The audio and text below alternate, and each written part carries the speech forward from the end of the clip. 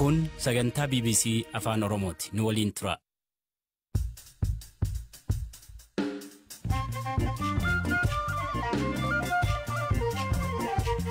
Akka mooltan dhaggeeffatoota keenya tamsaasni BBC kamisa galgalaa eegaleera.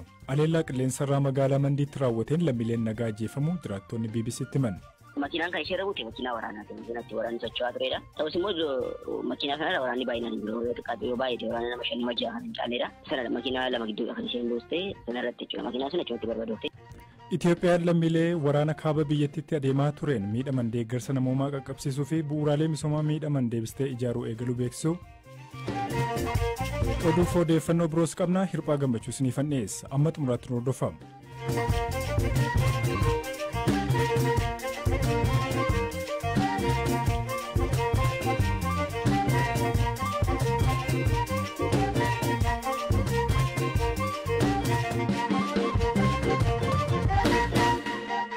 Waraana Yuukireen keessatti gaggeeffamaa jiruun hanga ammaatti Raashiyaa irraa loltoonni 100,000 fi Yuukireen irraas loltoonni 100,000 du'uu fi madaa'uu akka noollee Jeneraalli Ameerikaa tokko himan.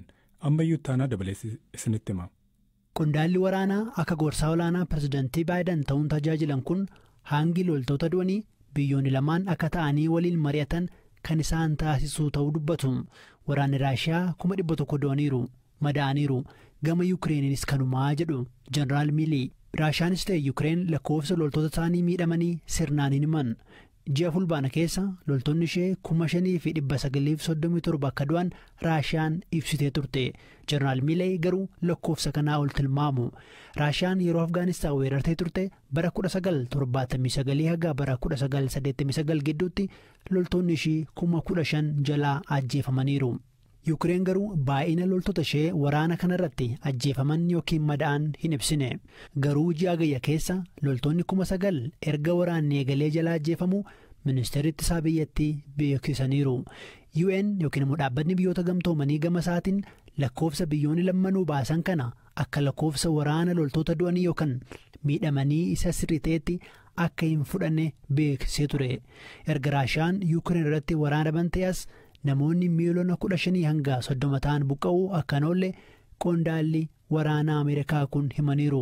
Erga waraanni kun eegalees namoonni miiliyoona 7.8 ta'an Yuukireen irraa buqqa'uun Raashiyaa dabalatee biyyoota Awurooppaa hedduu keessatti baqattoota akka ta'an UN galmeessee qabaachuu beeksiseera. Guyyaa kaleessaa immoo Raashiyaan loltoota ishee magaalaa Keersoon keessaa akka ba'an ajajjeetti. Kun ammoo Yuukireeniif milkaa'ina guddaadha jedhamaa jira.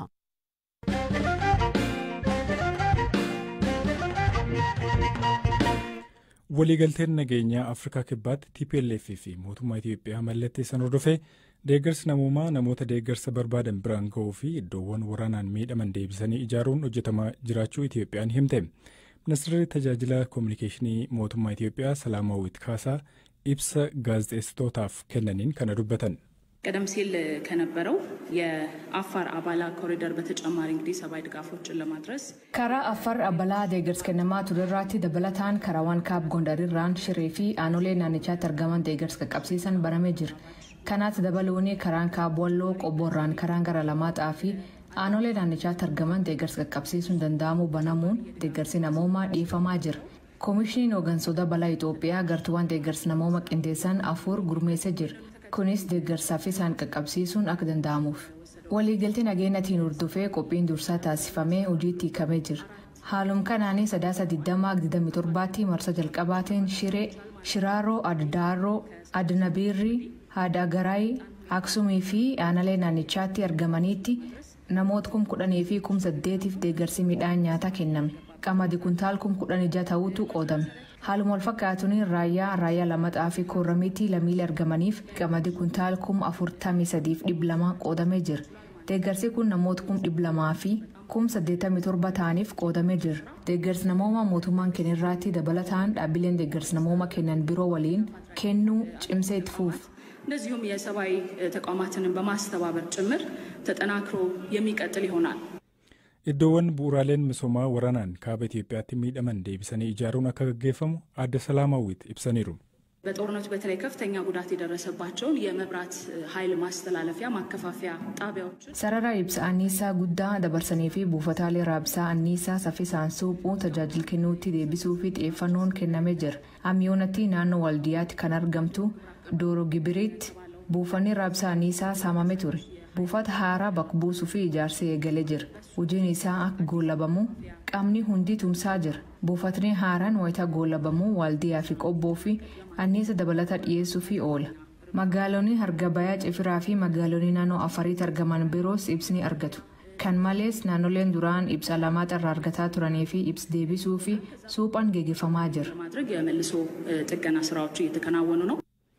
waliigalteen nageenyaa waraana Tigraayitti adeemaa ture qabbaneessuu hordofee Daareektarri olaanaan dhaabbata fayyaa addunyaa Dr. Tewoodiroos Adhaanoom dhimma kanarratti yaada kennaniin waliigalteen mallattaa'us ammallee gargaarsi Tigraay seenaa hin jiru jedhan. Dr. Tewoodiroos akka himanitti ammallee gargaarsi midhaan nyaataa fi qorichaa gara naannoo Tigraay seenaa hin jiru.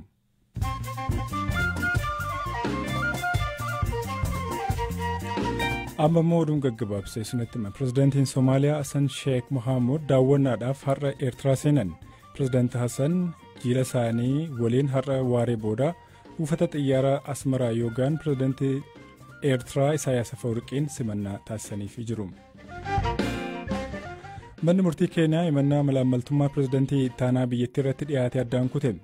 Manni murtii himannaa malaammaltummaa $60 miliyoona pireezidaantii ittaanaa Keeniyaa Rigaati Gachagua fi kanneen biroo 9 irratti dhiyaate addaan kute. Abbaan meedaaliyaan badhaasa noobeelii nagaa pireezidaantii duraanii Afrikaa Kibbaa Diiklarkiif kennamee ture mana jireenyaa isaanii keessa hatamuun faawundeeshiniin pireezidaantichaa BBC'tti hime. Akka faawundeeshinichi ibsetti meedaaliyaan kun waggaa darbe ji'a eebilaa keessa hatame. Pireezidaantiin duraanii Afrikaa Kibbaa Clark bara 1993tti Niilsen Mandeellaa wajjiniin badhaasa noobeelii fudhatanii turan. Pireezidaantiin Laabeeriyaa ilma isaa Kataaritti Ameerikaadhaaf taphatu daawwachuudhaaf ta'uun eekamsa kaasee jira. Taphataa urjii kubbaa miilaa Laabeeriyaa fi kilaboota Ingiliziif Xaaliyaaniif kan turan pireezidaantiin Laabeeriyaa yeroo ammaa Joorji Wihaan waancaa addunyaaf Kataaritti adeemsifamuuf daawwachuudhaaf jiraachuun seneetiin biyyattii beeksisee jira. Wihaan daawwannaa hojii adda addaaf jecha biyyaa kan ba'e torban darbe ta'uun himameera.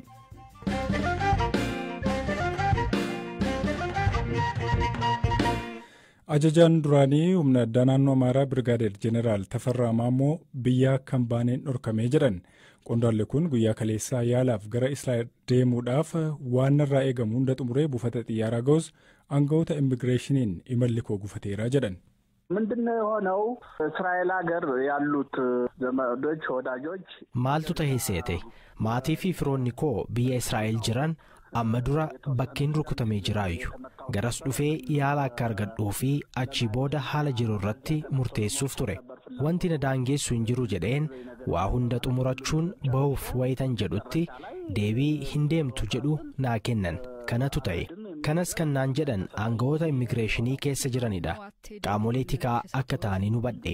Wanti hunduu xumuramee paaspoortii irrattis naa rukutamee buufata xiyyaaraa keessa gallee sakatta'insa jirus erga dabarree booda xumurarratti kan akkas naan jedhan. Sababni isaan naa kennanis waan gubbaarraa dhufedha kan jedhu qofadha. Irra deddeebiin gaafannus kanuma deebisanii nutti himu. Har'as gara immigireeshinii deemuun qondaaltota gara gadii jiran gaafanneerra. Isaanis kanneen nu gubbaa jiran gaafannee deebii isinii kenninaa nuun jedhan.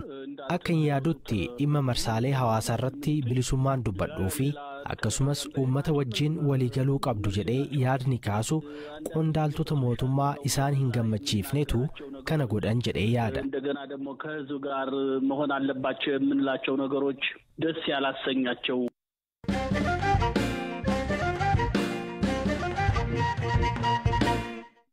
Aleellaa qilleensarraa magaalaa lixa Itoophiyaatti to'annoo hidhattootaa jala jirtii jedhametti raawwateen lammiileen nagaa ajjeefamuu jiraattonni BBC'tti himan.